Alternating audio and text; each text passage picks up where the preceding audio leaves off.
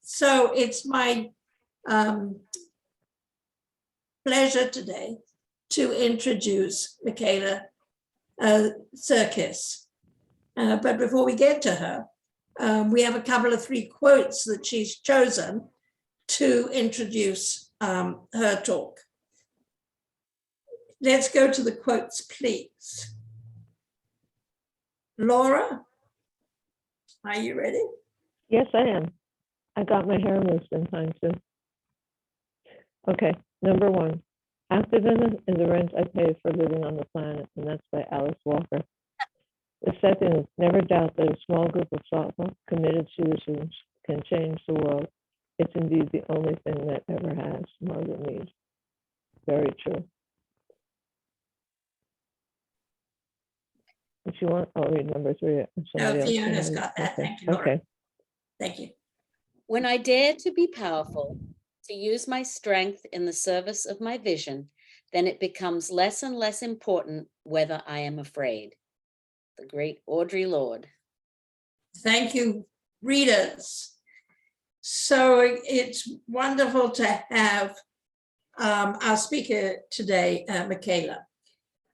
She is new to her job at Brooklyn for Peace, but she's been organizing for peace and progressive politics for many, many years, starting as a student in 2014 at the University of Albany in their Peace Action program. She also worked for several years with the Syracuse Peace Council, focusing particularly on advocacy campaigns for justice in Palestine and nuclear disarmament.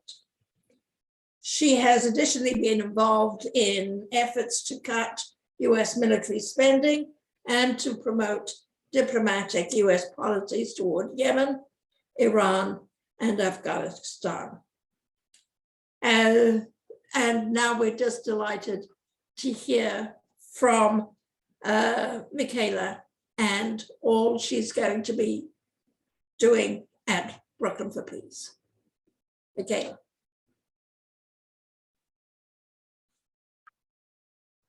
Well, thank you, Vandra. Thank you so much for that introduction and for the warm welcome.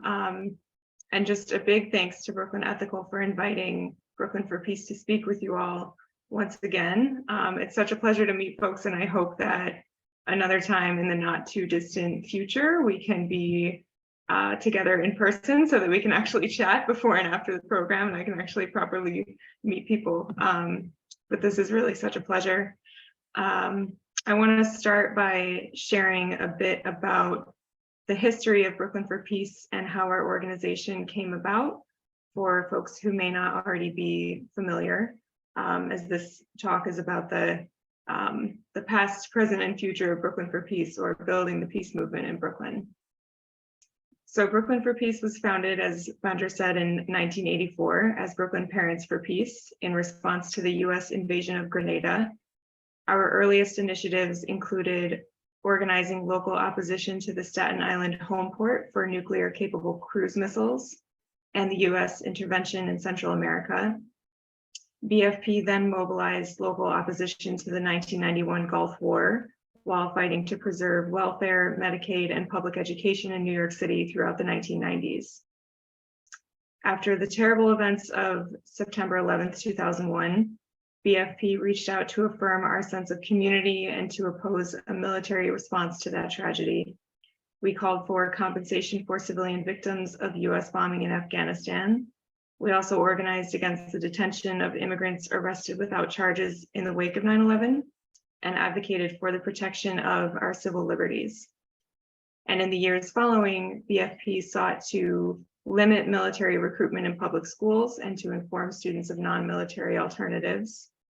And BFP also mobilized against the Iraq War before it began in 2003 and to end the US military presence there.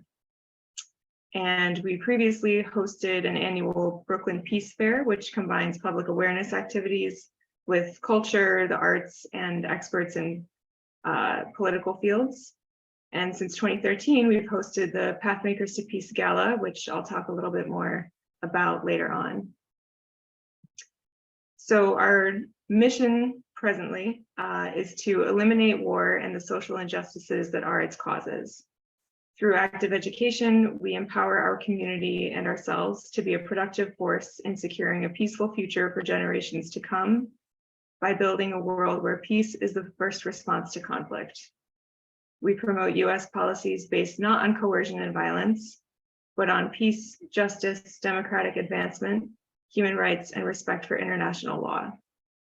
And we aim to achieve this mission by organizing community meetings and forums, setting up information and outreach tables in the community, participating in phone and advertising campaigns, meeting with elected officials, participating in demonstrations, and distributing carefully researched analysis on international and domestic policies. We believe that when given the right tools, ordinary people will change the world. So that's sort of an overview of Brooklyn for Peace. And I just want to kind of put us in the context of where we are in this political moment in terms of US foreign policy in particular. So from military occupations to economic catastrophes to full-scale wars, there are many crises happening around the world in Ukraine, Yemen, Palestine, Afghanistan, Tigray, Ethiopia, and elsewhere. And US foreign policy has too often failed to prioritize diplomatic solutions, uphold human rights, or deliver meaningful relief to those directly affected. Instead, the US has worsened many of these situations by imposing harsh and ineffective sanctions, providing military aid and weapons to oppressive governments, or turning a blind eye to human rights abuses. Meanwhile, domestic policies and spending priorities remain insufficient to meet the immediate needs of the American people, and yet the military budget continues to grow each year. So clearly we have a lot of work to do. And so what has Brooklyn for Peace been up to this year to address at least some of these crises? We can't address all of them. But so far this year, we've participated in congressional lobby meetings to advocate for support for the Afghan economy, diplomacy to end the war in Ukraine, a war powers resolution to stop US support for the war in Yemen, and more.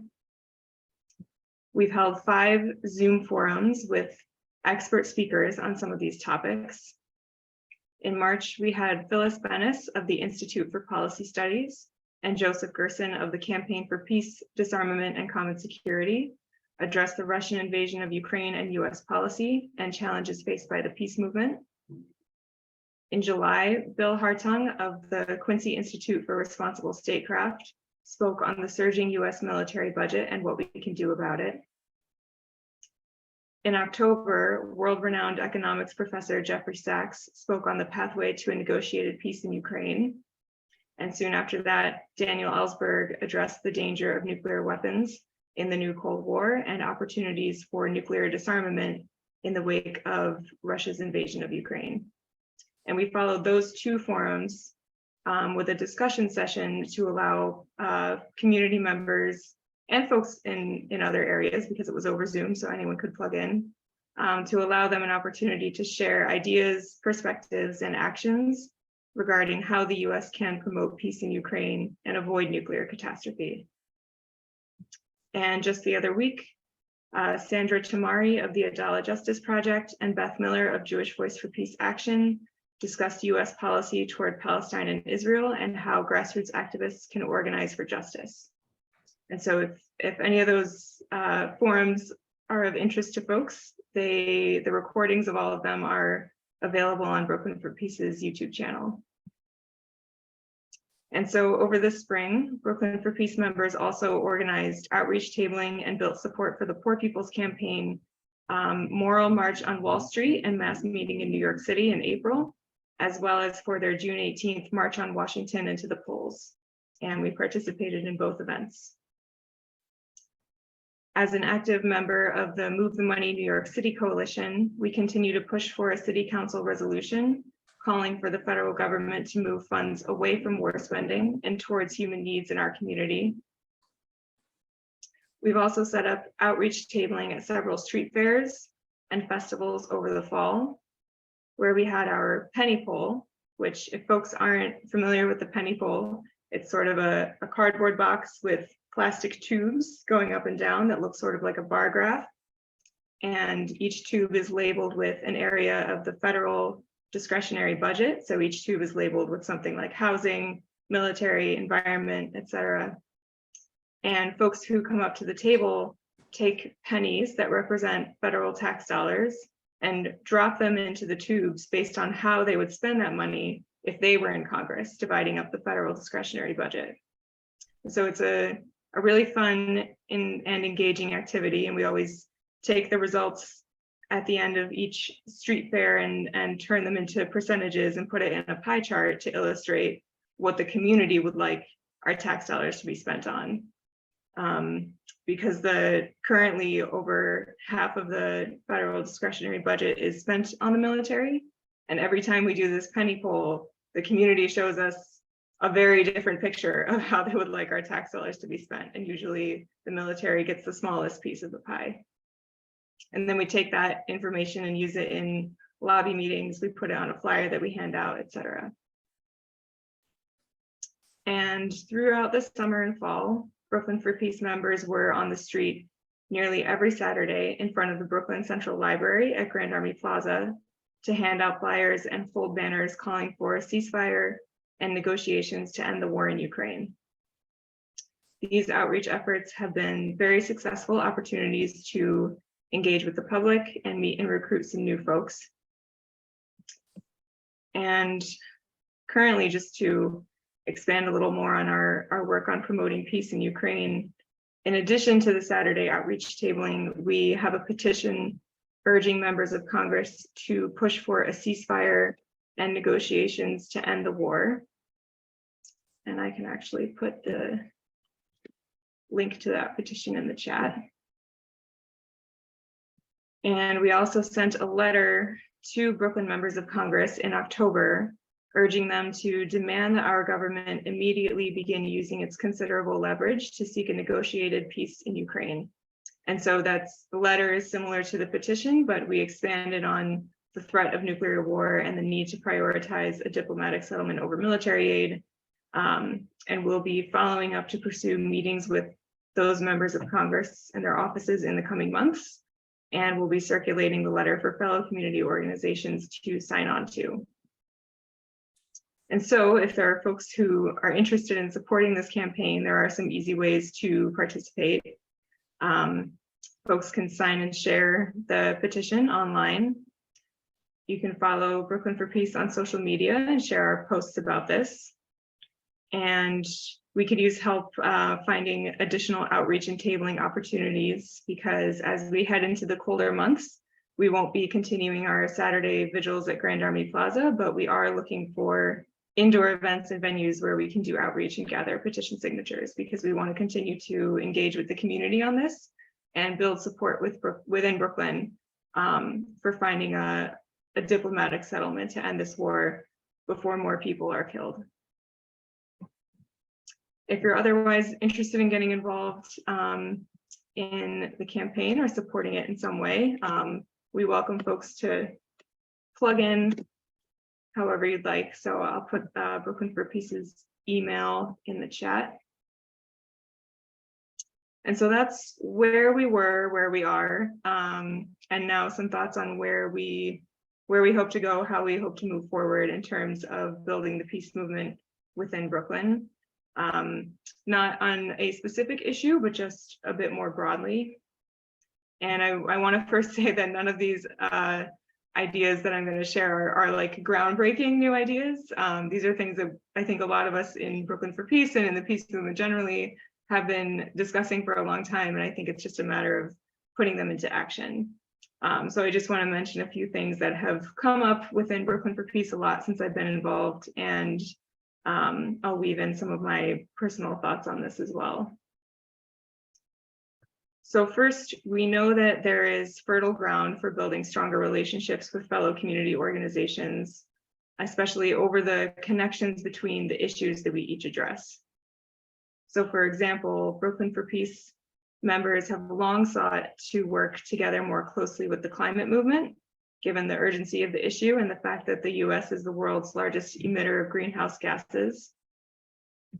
Additionally, the military budget, which BFP has long advocated for cutting, is an example of something that connects to many other things, because the excessive amount of money spent on the military, on weapons and tanks and planes and bombs that are killing people, is money that should be spent on urgent human needs and domestic priorities such as affordable housing, universal high quality healthcare, education, you name it. And so that's what's at the heart of the Move the Money New York City campaign that I mentioned earlier. It's about moving the money from war to our communities. And it's also in that kind of spirit that we worked a lot with the Poor People's Campaign over the spring and summer, because the Poor People's Campaign is a fantastic organization that works to break down the silos between those issues and aims to highlight the way they're connected, the ways that poverty, militarism, racism, environmental degradation, et cetera, are closely linked, and how we can dismantle those things together. And something we know, but that maybe bears repeating when we're thinking about building relationships with other organizations, is that we know these relationships with fellow progressive and social justice movements cannot be transactional or one-sided. They have to be genuine and reciprocal. And so we in the peace movement have to be ready to show up for our comrades in other movements and organizations and spaces if we're serious about building together with them. And along sort of similar lines, personally, a principle that I've always adhered to, that I think is important for those of us in the peace movement or any social justice movement who are privileged and are not directly affected by these issues. For example, I'm a white woman born and raised in the US, not directly affected by war other than being robbed by the military budget. It's critical for folks like me to follow the leadership of people who are most directly affected, and to step back to make sure their voices are amplified, particularly when we're talking about US foreign policy and wars. This particularly means listening to refugees and immigrants and folks in diaspora communities and people of color, as well as people on the ground in places like Palestine, Yemen, et cetera, whose lives have been and are directly impacted by US wars and foreign policy. We also know that in our work, having strategic campaigns is crucial. Individual tactics such as educational forums, street tabling, letters to the editor, just to name a few, there are so many different tactics, are most impactful when they are building on each other within a strategy that has clear goals and clear targets. And so I think that's what we're aiming to build, what we're working on building now with our campaign to end the war in Ukraine. And the final thing to highlight in terms of the peace movement moving forward is that we need more people in general in order to be a movement that creates meaningful change. And I keep hearing that we need more young people. It's a challenge partly because the majority of young people, at least here in the US, are drawn to other issues in organizing spaces, climate justice work being a key example. And so we're often wondering, well, why aren't there just as many young people who see war and militarism as equally important and urgent? And I think it's worth taking a moment to acknowledge where and when different folks are coming to the peace movement from. And I think certainly not all, but a lot of the elder peace movement activists that I know and love and respect came to this work during the Vietnam anti-war movement and in the context of the Cold War. And there were also a lot of folks who came to the peace movement following 9/11. But I think a lot of us millennials and Gen Z folks have grown up in this post 9/11 world of US military involvement everywhere and forever wars under the authorization for the use of military force. So many of us are used to that being a sort of seemingly unchangeable status quo. And I think the absence of any congressional declaration of war and the absence of any military drafts during our lifetimes has kept US wars and foreign policy mostly distanced from our daily consciousness, while other domestic issues and climate change are much closer to home and or are things that we young folks or people we know are directly affected by. And there is a whole huge variety of reasons why people do or don't get involved in anti-war and peace organizing. And so what I just described certainly doesn't cover everybody, but I think it's just a context that's worth being aware of. So how do we meaningfully involve more people and young people in this movement? I think we know we have to do the outreach and bring people in, but we also have to be sure to step back and make space for them. We have to invite people to speak up and make sure that they feel welcome. And these are things that we should do for any new person, regardless of their age or any other identity. We have to provide ways for people to get involved, and we need to get as specific as having a list of meaningful entry-level tasks that people can do, and make sure there's some variety among that for different personalities and different organizing styles. Because when folks get involved with a new group, they're usually not there just to attend a meeting and discuss an issue. They're there because they want to do something about it. They want to take action. And it's our job as an organization to empower them to do so. And another very unoriginal idea, but it's a basic thing that I think is easy to overlook, and I know I myself have overlooked it at times, is that I think we could make greater use of social media to reach a younger crowd and a more diverse group of people, because I know that's where a lot of us millennials and Gen Z folks get our information and political education and connect with one another. And while I'm on this topic, it's always difficult for me to kind of address the age gap in peace organizing. But I want to say that I have a tremendous amount of respect and appreciation for the people who have been in this movement for many decades, who are sharing their wisdom with folks my age, while also giving us space to take leadership at the same time. I know personally for that, I'm very grateful. So that is an overview of what Brooklyn for Peace has done and is doing right now to bring about peace and justice, and how we're looking towards the future, some of the ways in which we're looking towards the future. So I want to close with a shameless plug for our upcoming Pathmakers to Peace virtual gala on Thursday, December 8th at 7 p.m. It's a very special event. It's our main fundraising event for the year. The Pathmakers to Peace Award was established in 2013 to honor individuals and organizations who have played a leadership role in working to find nonviolent resolutions to conflict. And this year we have 5 phenomenal honorees. Dr. Debbie Almontaser founded and is a former principal of the Khalil Gibran International Academy, a veteran of the New York City public school system, and the board president of the Muslim Community Network.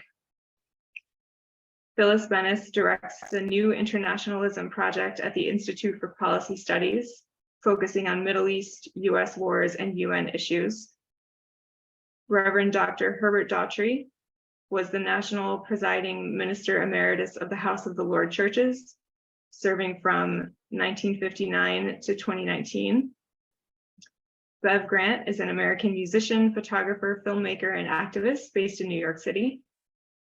And the Brooklyn Movement Center is a Black-led organization of primarily low to moderate income central Brooklyn residents that leads citywide policy campaigns to end abusive policing and to create alternative community safety approaches. And so we invite you to purchase tickets to join us, to take out an ad in our online journal, or consider sponsoring the event.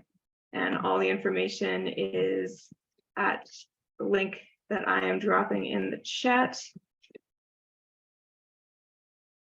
And so thank you again to Brooklyn Ethical for having me and for giving Brooklyn for Peace a space to discuss our programs. And I want to say I really appreciate the programs and the work you do in the community as well. And this feels like a really wonderful group of people and space to be in. So I will close with that. So thank you. Thank you, Michaela. Lovely, lovely, lovely to meet you.